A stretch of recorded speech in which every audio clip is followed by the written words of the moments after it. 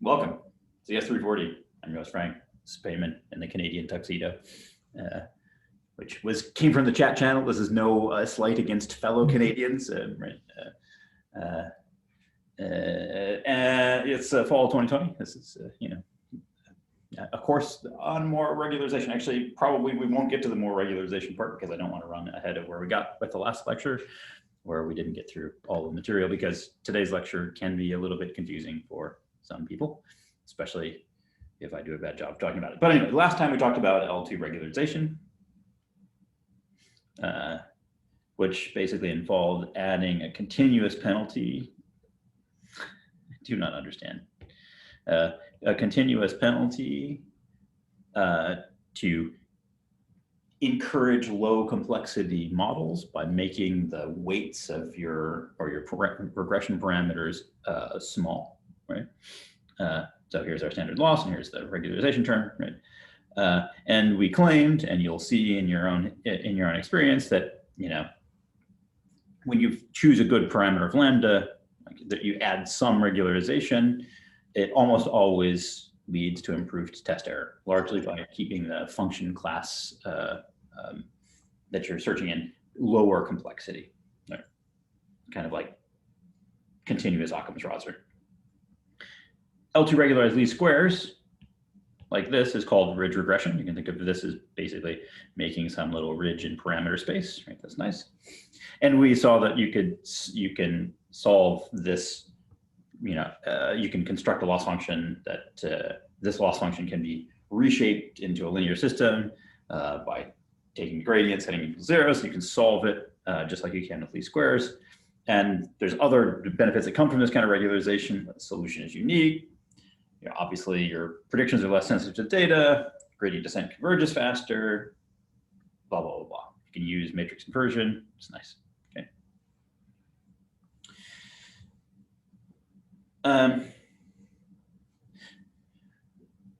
So what we've been doing so far really is like we've talked about parametric classifiers and then non-parametric classifiers, right? And then then we did some unsupervised learning, and now we're back to linear. We're at linear models, right? And the question is linear regression models, and the question is, can we do which are parametric models? The question is, can we do non-parametric regression models? And to sort of get you thinking about this, one way to do it is to say, okay, well, the function, right?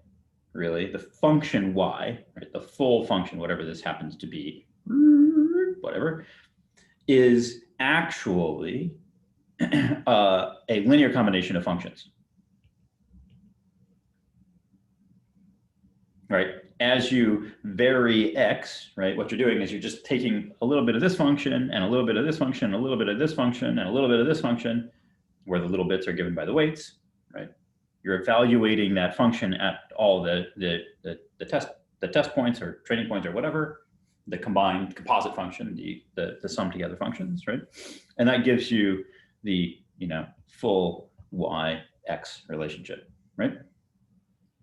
And we've pointed out several times at this point that polynomials are not the only basis functions that we could use. You could put a sinusoidal function in here, or you could put an exponential function in here, or whatever you want, right? And we've talked about doing feature selection and all that sort of stuff, which is generally a pain in the butt, right? And it should be clear, if it isn't already, that if you have, we had the linear, whatever, relationship, linear plus trigonomic relationship, a sinusoidal relationship. Like if you have the right basis, in other words, if the set of functions in your basis set is the right one, you're golden. If it actually corresponds to the real relationship, you're great. Unfortunately, if you have the wrong basis, like there's nothing that adding data is going to do. You can't like make a sinusoidal relationship, if you don't have it in your basis, right? Unfortunately, when you're dealing with like arbitrary problems that somebody else hands you, the right basis whatever right is, the true model, the basis that would give rise to the true model might not be obvious, right? So an alternative, and what we're going to talk about today, is a non-parametric basis, where the basis, which is the number of features, right, grows with n. Okay, this is going to make it non-parametric, right? The model gets more complicated as you get more data, right? And the idea is that we'd like to be able to model complicated, relationships, function relationships, right? Where you don't know the right basis if you have enough data, with enough data. And a classic example is called Gaussian radial basis functions. I don't really like this terminology, so I'm going to kind of mush the terminology up a little bit. But the radial basis function is the thing that we're going to focus on. So we're going to basically say, okay, we're going to replace this set here with some funny different functions that are related to our actual training data in some way. Okay, and those are going to be radial basis functions. Okay, and they're going to be Gaussian radial basis functions in that they're kind of like little normal distributions. Okay, we'll see just now. Okay.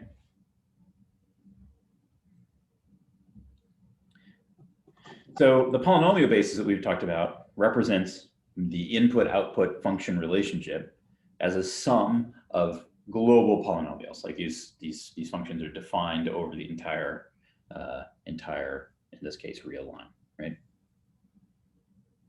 Gaussian radial basis functions represent a function as a sum of local bumps, okay? Clearly, there's nothing really wrong with this, right? Do the same thing, right? So in other words, in order to produce an output value, right, you're going to go along this function, right? So in either case, you're going to go along this function, you're going to get a y, you're going to go along this function to your xi point, you're going to get a y from this, you're going to go along this function to your xi point, you're going to get a y from this, you're going to add them all up, weighted, right? You're going to do the same thing here, right? You're going to go along here to your xi, you're going to get a value, right? You're going to go along here, you're going to get a value. You're going to go along here, you're going to get a value. You're going to go along here, you're going to get a value, okay? These values are all going to be weighted. So this one, for whatever reason, xi is going to be really close to this bump for whatever reason. This one is actually going to have some value. And if this is large, then you'll get a little bit of a bump from this. And this one is close, so you get a little bit of a bump from that, and so on and so forth, okay? Now, we'll go into a little bit more detail and some more examples. We'll go into a lot more detail. But Gaussian radial basis functions are universal approximators. So basically, and this is kind of the main point, is that if you have enough of these bumps, right? If you have like a huge number of these bumps, right? You can approximate any continuous function to arbitrary precision. And this is sort of obvious, right? So in the limit, when these little bumps get really, really small, you can think of them as just basically being, little deltas, right? So you got W0 this and W, that's the worst diagram ever. You could think of them as being like this. If you have enough of these, you have little atomic spikes everywhere. You can just make a function by putting a weight on every single spike. And if you make those dense enough, you can arbitrarily closely approximate any. Is a polynomial basis a universal approximator? For every function, so if you have an infinite basis, yes, right? Or at least any function that has a Taylor expansion can be, approximated in this way. Yeah, exactly. But you have to have an infinite basis, right? So if you have a finite basis, clearly no. Okay, so that's exactly the point of this. Thank you very much for that comment, Ramon. Or I'm guessing that's not Ramon, but instead Raymond, based on the last name, hopefully. Oh, Ramon, sorry. Sorry, it's the difference between Frank and Franck, and I always wish I came from a country where I was called Franck instead of Frank, but whatever, it's, it is what it is. it's definitely the least attractive of the true Frank rather than Frog. Frog sounds, reasonably worldly and attractive stuff. Anyway, so great. So if you have a dense enough set of bumps where the bump is really, really skinny, right, you can approximate any function arbitrarily closely. But the point is that we need a non-parametric basis. We need a bunch of these. We need as n goes to infinity. Okay, and we need to make a reasonable choice about what this is. Like if we have like an arbitrary Taylor expansion, it's not clear. Like we have kind of the same problem that we had before. If we wanted to build a non-parametric basis there, I guess we could just say keep adding a term, but of the polynomial basis. But then that basically is that's this really wiggly polynomial. So that's not necessarily the right right thing to do if we want good generalization performance. What about trigonometric functions?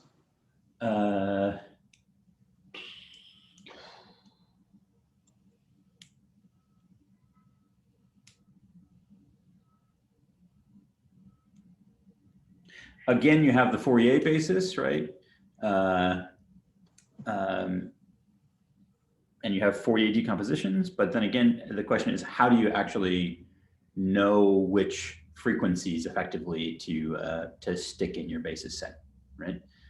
So let's think about a reasonable non-parametric construction where you get this universal approximation anyway, and we can make sensible choices about where to stick the bumps, right? And how many of these functions, basically how to index the infinite set of functions that we add in a way that is reasonably data-driven, right? And you would think is going to generalize fairly well. Okay, so here's some data, and let's say we have a fourth order polynomial that we fit to this, something like that. Okay, fine. We know how to do this. This is like in our roundhouse now, no problem, right? What's not in our roundhouse yet is, although it could be, because you could just make these little bump functions, right? And you could make little bump functions anywhere you wanted. Like you could just make some bump functions, and this is a bit of a foreshadowing, right? You could make some little bump functions centered at every data point, right? And then just learn weights for those functions so that when you actually add them all up, and remember that this thing is going to have support going all over the place, and this is going to have support going all over the place. So for any particular function value, you look at the weighted value of this function, the weighted value of this function, the weighted value of this function, the weighted value of this function, so on and so forth. You add them all up, and you're going to get some sort of envelope thing, right? That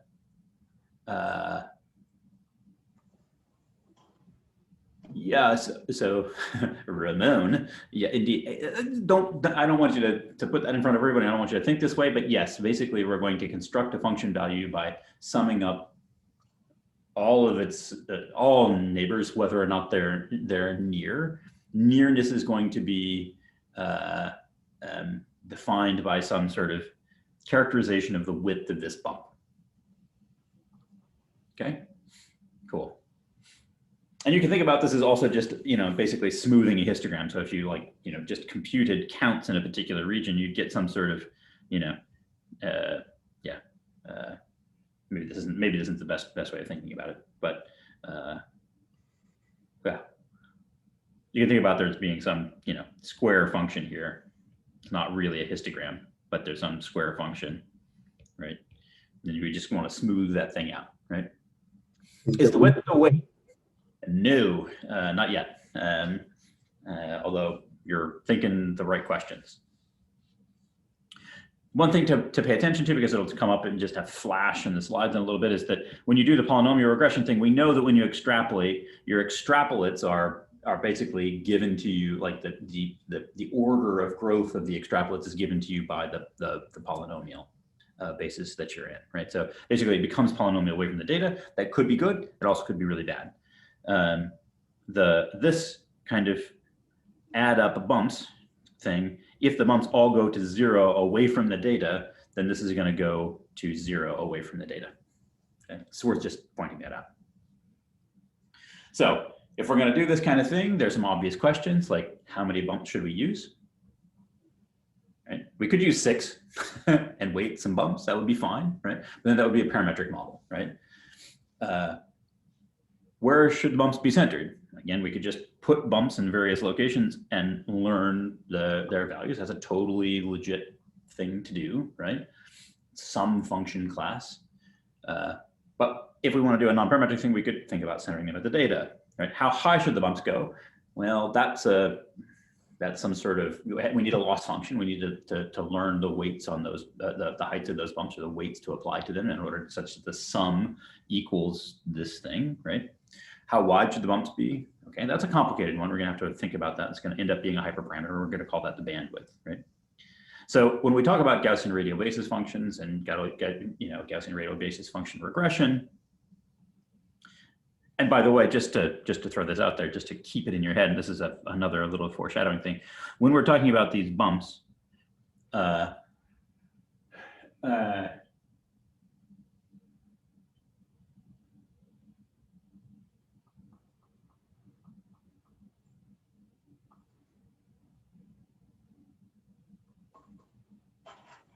we really are talking about, like, imagine that we have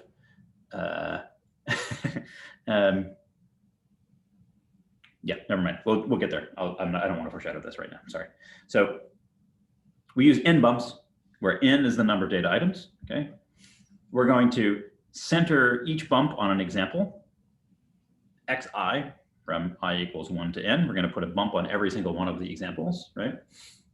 And then we're going to use our regression techniques, which we already know, and our regression losses, which is to say that we want the function to be very close to all the training data outputs given the inputs.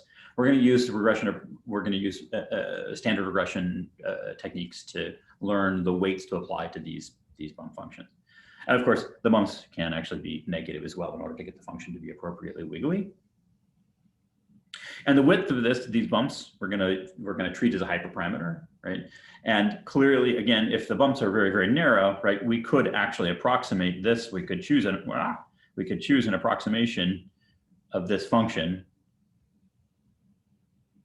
that is just a sum of spikes, right? Where the weight is actually the function value at that spike, and it's 0 everywhere else, right? So this would not generalize well, certainly not in the interpolation case, and certainly not in the extrapolation case. Okay, so what's a radial basis function? No. One way of talking about it, I think about the radial basis function as being the g that's going to appear, but one way of thinking about it is a set of non-parametric bases depend on distances to training points, okay? So here's our original x, right? This original x is d, okay? xi 1, 2, xi d, okay? That's our feature vector, right? And don't forget, we have a yi corresponding to this. That's sort of obvious, right? But let's make sure you remember that, okay? What we're going to do is we're going to replace this with z, which is going to be a vector as well. Okay? And remember, when we go from x to z, so we have this, we have our original objective. We'll say the loss with respect to w is,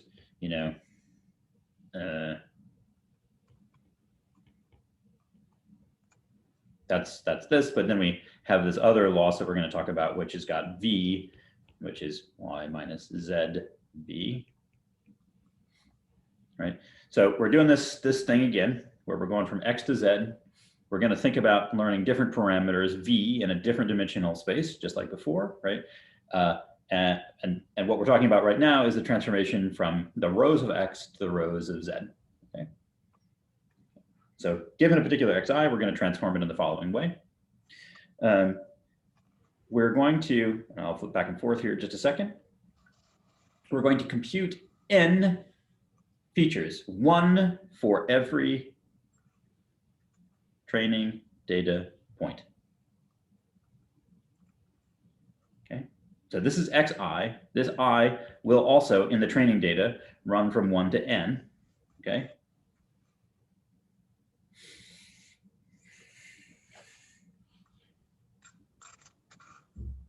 But what we have here now are n different functions. Very specifically, we have n different bump functions, right? And as before, when we had an x squared term, like we add this to our Z matrix, right? What did we stick in our feature matrix? Well, we've stuck in the value of that function evaluated at that particular training data point, right? Okay, that's all we're going to do here. So we're going to have some bump function. We haven't decided what this bump function g is yet, but we're going to have some bump function g, which is going to be centered at each training data point, and we're going to evaluate all of those different bump functions at the value of xi. Okay, so bump function 1, bump function 2, bump function n. Okay, got n features. And the jth entry of the ith example zi feature vector depends on the distance between j and I. Examples j and I. Okay. The most common. Xi is not the entire matrix. Is it? That's correct. Xi is not the entire matrix. It's just one example. Thank you. Yeah. So the most common G is the Gaussian radial basis function, right? So note that this right here, in fact, actually, including the norm bracket, right?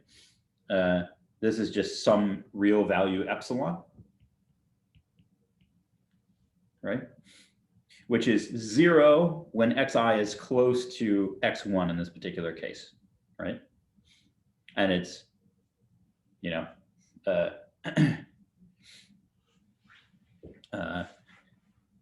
large when they're far apart. Okay. So the Gaussian radial basis function says, okay, let's take this epsilon and stick it in here, right? So this is the standard, you know, normal distribution effectively, right?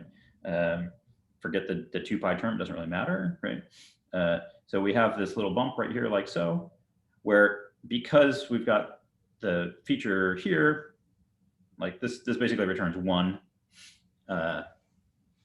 when epsilon is 0, right?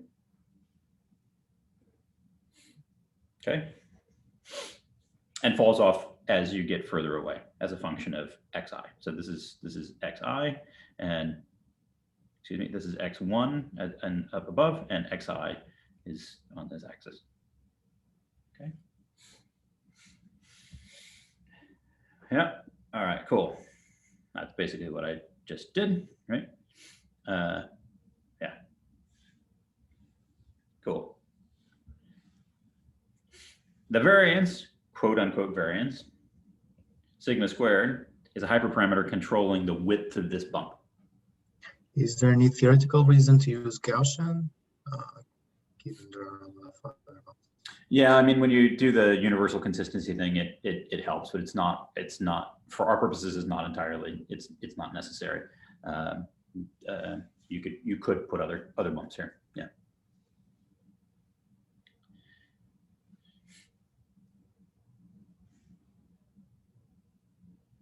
How is the variance a hyperparameter if we calculate it using our data?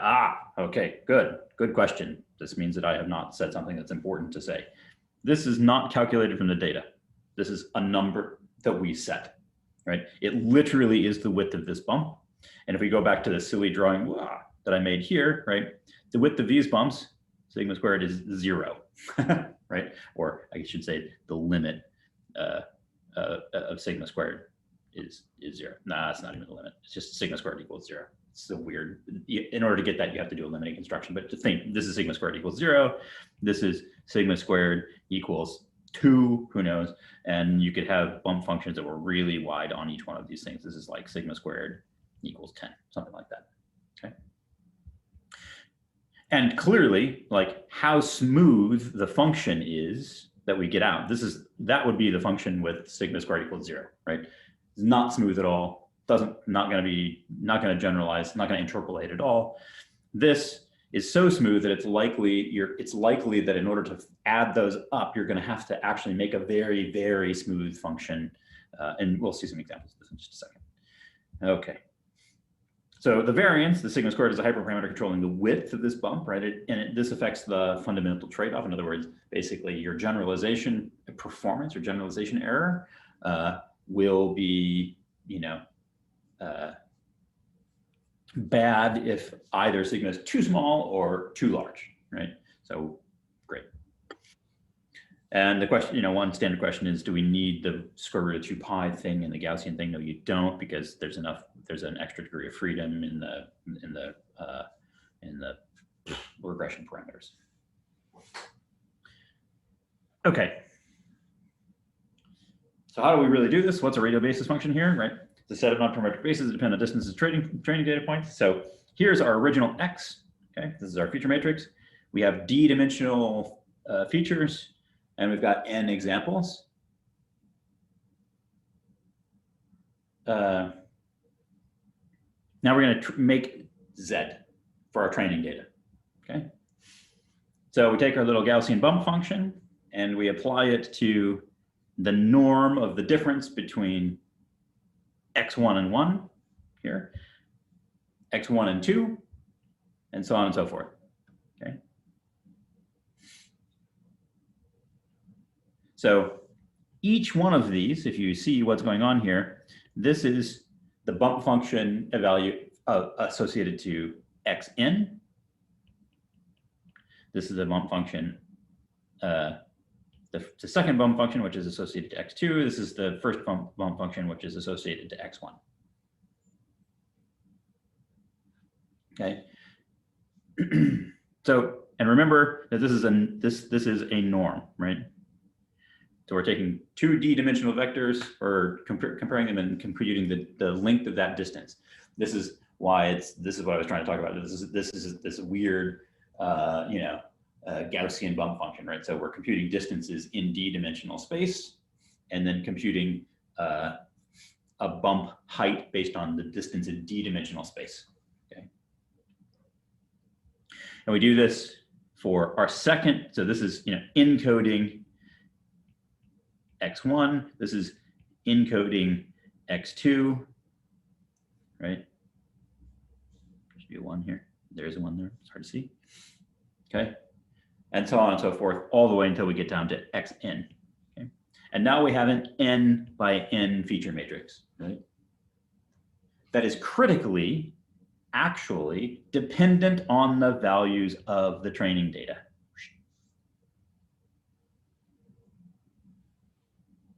Yeah. Okay. So our model now will be not just, V, the regression parameters that we learn from,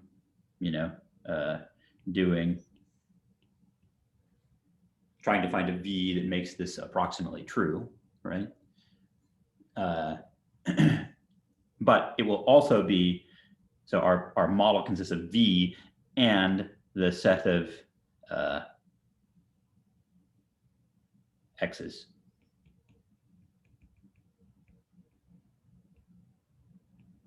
That's our parameter now, right? So this is a non-parametric model because we have to have the X's in order to generate our features, okay? And this will be more apparent when we talk about making test predictions, right? So if we have some new data, X twiddle, that's what we've used when we want to do test predictions, right? We have d-dimensional vectors, T of them, rather than N of them, right? And then in order to make this Z tilde feature matrix, right, we have to be able to compute the bump function for all of the original training data. This is, original training data item J. Okay, so I here indexes 1 to T.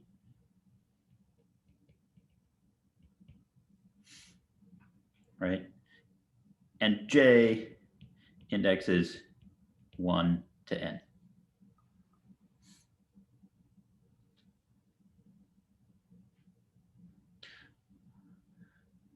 Okay, lots of questions flowing in. This is good. So I'm not sucking quite so bad in this lecture as I did in the last one, so that's good.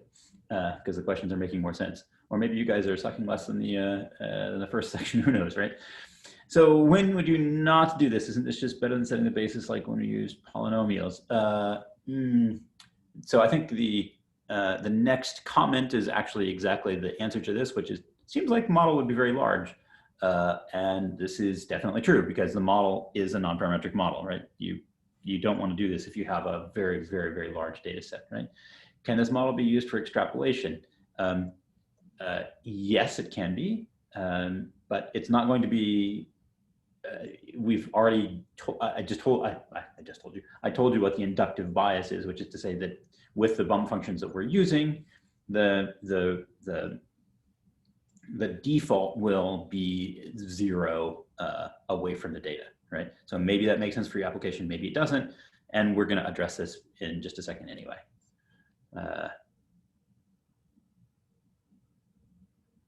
Could we mitigate training with large data sets by feature selection, or is that more costly? Yeah, so that's the second half of today's lecture. Is there the reason why ZI has n features? Because X has n labels. X has no labels. We have a Y matrix. This is regression. We're still doing regression. We're not doing classification yet. So we have outputs Y. We have no labels, and we have n of these as well. This is n by 1, right?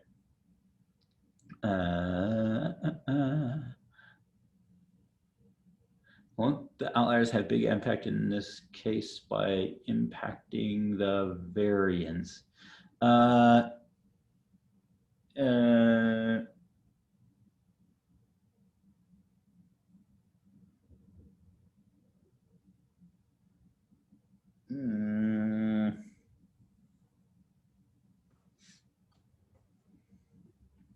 I think the outlier story is still the same because the outliers, remember this what we're judging this closeness by is this, right? So we can still replace the loss term, the loss norm rather, with a different norm, and we can get, so the outlier discussion is somewhat tangential to or like orthogonal to this. You say T is again? I think I missed it. T is the number of test inputs.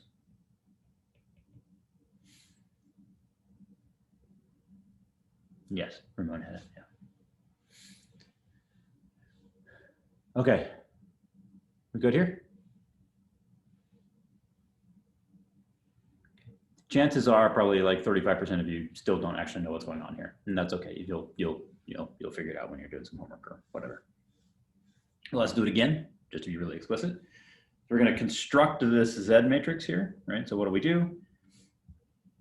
We make a zeros matrix, n by n, then we go through the rows and columns, and the I1th row and the I2th column is evaluating the bump function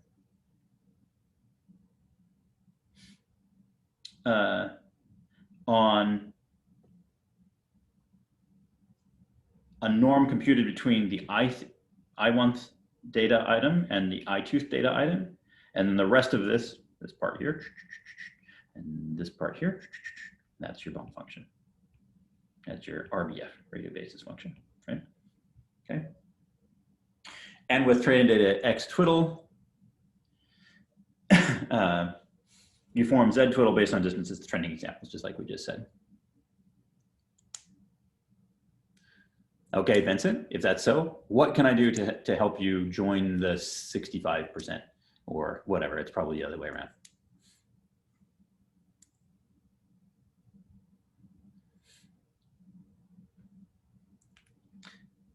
Let's think about what's going on here, okay? So here we have blue is training data, green is test data, okay? And what we're looking at now is a Gaussian radial basis function learned for this data with a particular bandwidth, okay? So when we have a large-ish or medium-ish bandwidth, so this is kind of large-ish, right?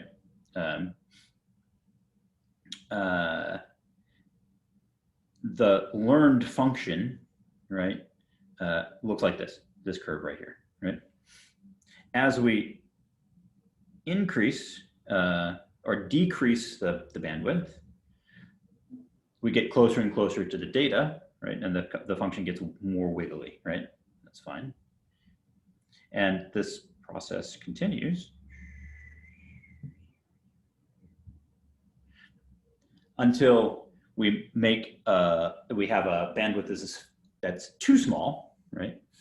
And the resulting interpolance and extrapolance, but we're not looking at extrapolance here. The resulting interpolance no longer look good, basically. Okay.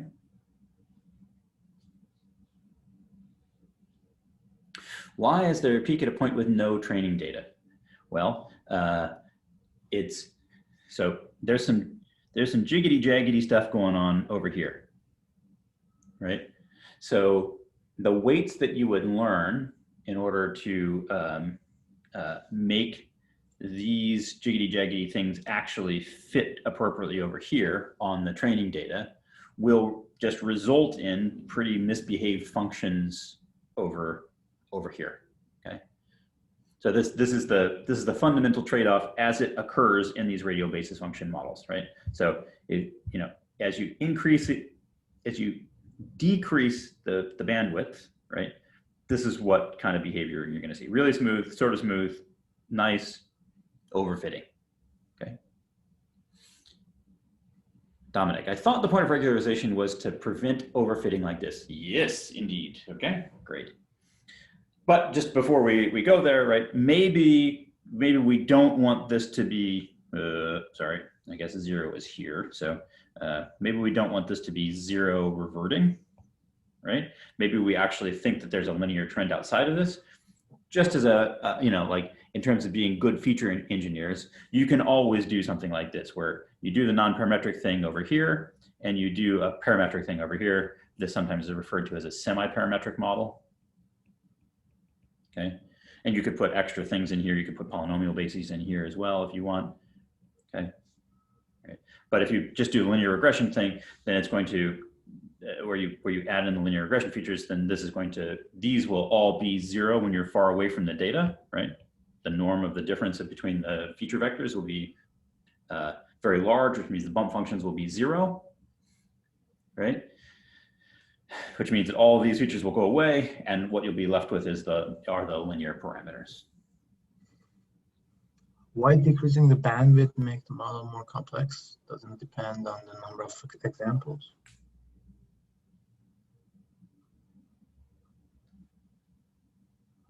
Why does decreasing the bandwidth make the model more complex? Yeah. Okay.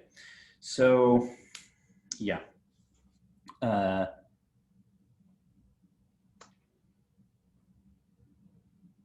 I think this is gonna relate to the question from Nico. Can you see how the right side points are affecting those bumps? Aren't the basis functions quite local at that scale?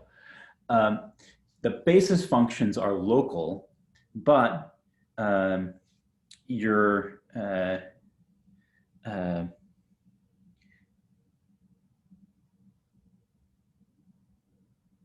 are trying to fit the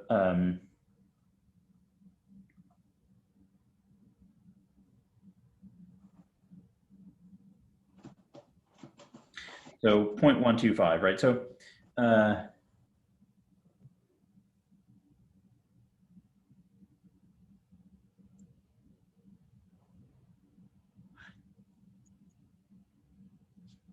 I think the only answer that I can really give here without being too hand wavy is that this is what it does, right? Like we're trying to think about what's going on. The point is, if we want the bump function to, like, for instance, approximate this right there, that's actually what this function is doing right here.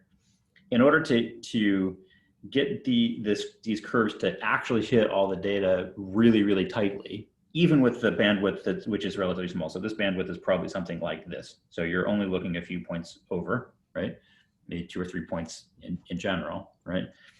In order to get it to wiggle like this in this local region, you're going to have to use pretty darn big weights on the local bumps, right? One really, really big, one really, really negative, so on and so forth, in order to get it to wiggle really tightly in this regime. And it just so happens that those really large weights, even though the bump function falls off, right, mean that there are these big wiggles in between the data points, right?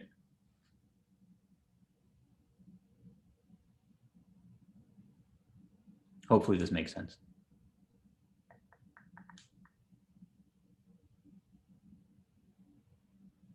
Okay, yeah.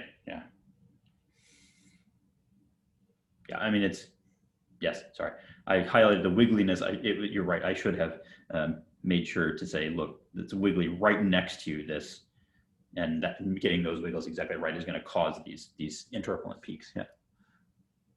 It's more of a local problem, yeah. Okay, great. Okay, so the predictions are as you would expect, as we just described, right? So we learned these are W's here. I've been talking about V's. It doesn't really matter. I think you understand what's going on there. So we have our radial basis functions. We have our test input, right? This would be x twiddle, what we've been talking about, and we have x1, x2, x3 up to xn, right? Fine. So this is basically the weighted sum of a bunch of bump functions, right? Where the j indexes your training data. Okay. Great. Flexible basis is going to model any continuous function. N data points means RBFs have n basis functions. And the question is, as was discussed in the chat, how do we avoid overfitting with this huge number of features? Well, we regularize W, and we use validation error to choose sigma and lambda. Okay, and sort of like when we said if you're doing classification and you want to win your Kaggle competition out of the box, what you should probably do is look at your data first and then fit a random forest, right? The same thing should be done here. If you have 1,000 data points, right? You don't have big data, but you're in the normal data regime. You don't work for FANG, and you want to actually solve some machine learning problem. A model that you should definitely try out is exactly this: radial basis functions with some simple weight regularization and cross validation to choose sigma and lambda. You have a flexible non-parametric basis, which means you don't have to think about what the basis functions are, right? You get the magic of regularization, which is awesome. And you tune for best test error by doing some sort of hyperparameter search over the joint spaces sigma and lambda, right? So how do you do that? Well, for some set of values of lambda and sigma, right? So it doesn't matter whether you're looking at one hyperparameter or bunches of hyperparameters. It just gets harder when you're trying to do more hyperparameters. I think you've already figured this out, right? In this particular case, you compute your Z on the training data and some, and the given bandwidth. You compute the model parameters using the standard regularized least squares solution. You compute Z twiddle on the validation data using your validation training data distances, right? Then you make predictions on the validation test set, which you just made features for there. You compute the validation error, and you go through your values of lambda and sigma. Now, I've been pretty loosey-goosey about for each value here, but let's take a look at what this looks like, right? So here we're going to search over, we're going to do a grid search of sigma, which changes slowly, and lambda, which changes quickly, right? And we have, train and test as before. And it's pretty clear that certain values of the hyperparameters, particularly if you think about, this is just one fixed train and test set, but it's pretty clear that if you think about what's going on in these interpolant regions as basically being one fold of your cross-validation set, then it's pretty clear that there's signal for hyperparameter optimization that says, yeah, actually, well, you know, we're going to do pretty well when our bandwidth is, you know, I don't know, that's starting to look okay, but I'm thinking bandwidth of 1 with relatively low, yeah, bandwidth of 1 or half with low low amounts of regularization, but a smaller bandwidth doesn't make sense, right? It's not gonna work. Okay. Great, cool. Great. The only problem with this is it's expensive at test time because you have to actually compute distances to all of the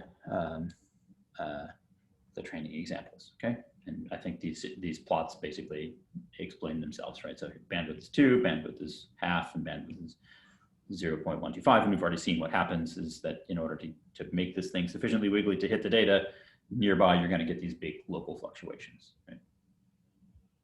Cool. Here we have a more complicated hyperparameter optimization problem. We have 2 hyperparameters, no biggie, right? More complicated models have even more hyperparameters. That does turn into a big problem because we have overfitting to the validation set, or even with cross-validation, you have some issues less so. This makes searching for all of the values expensive and increases overfitting risk, right? This leads to the problem of hyperparameter optimization in general, which is trying to find the best hyperparameters.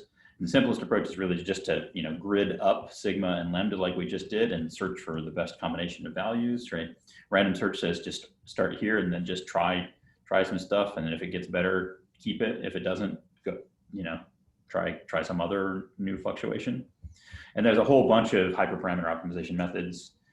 Exhaustive search for pruning. So you do the grid search thing, but if it starts getting bad here, just don't go this way anymore, right?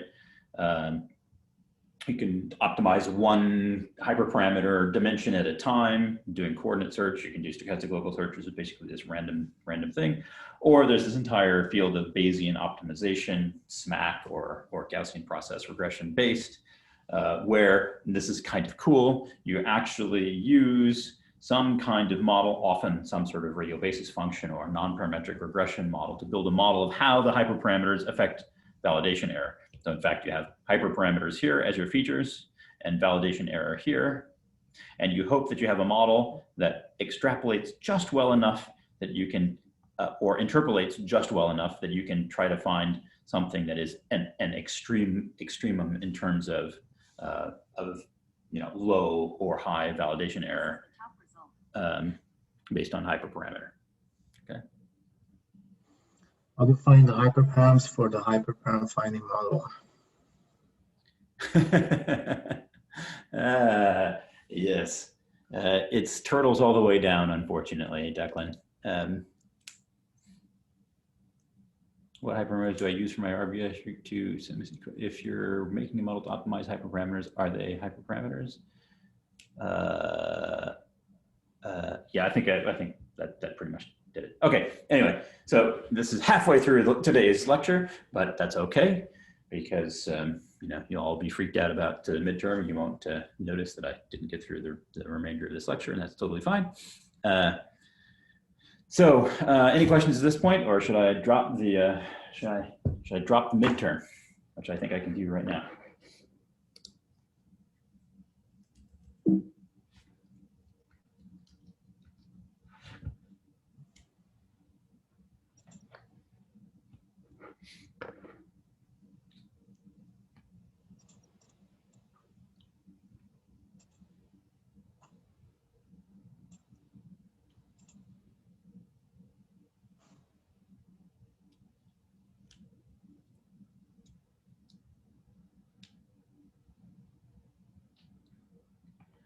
Okay, I believe the midterm is available.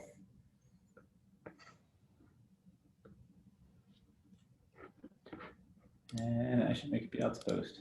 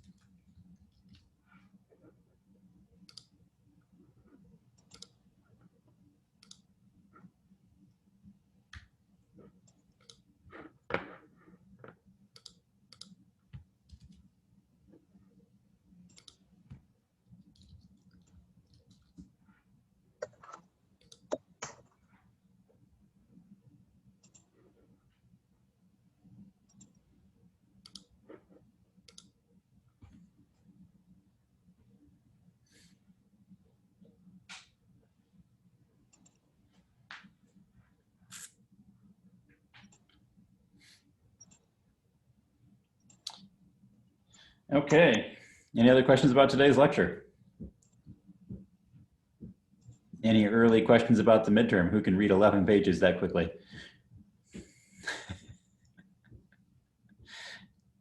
It's long but clear. And if you've done your homework, actually done your homework, then it will be easy. If you haven't done your homework, then you're totally screwed, basically. 1 week.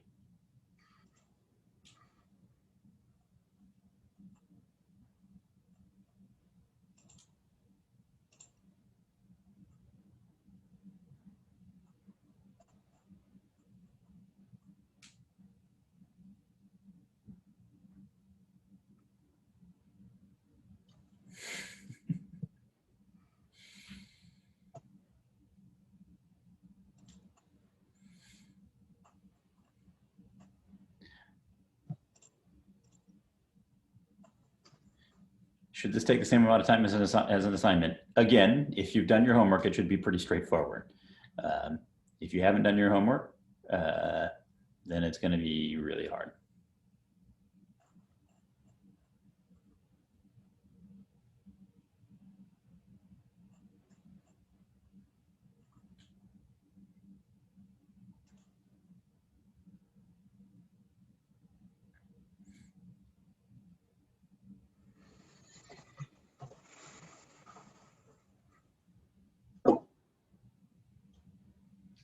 Wait, so could we in theory use a Fourier series instead of Gaussian RBFs? Yeah, yes, but the problem is then you actually need to select, like, how do you make your basis set grow as the number of data points? Like, there's no real obvious way to select the frequencies that you would include in a data dependent way, right? So you certainly could use an infinite Fourier series with all possible frequencies, right? That would work. But then you have a truly non-parametric model and you wouldn't actually be able to compute with it, right? So the question is, how do you make the basis be data dependent? Right?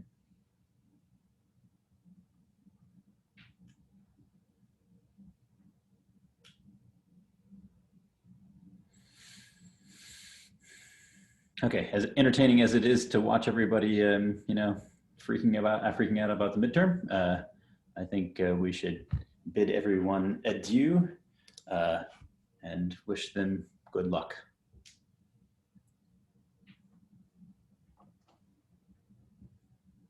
Thank you everyone for your time and attention. See you on Wednesday. All right, thank you.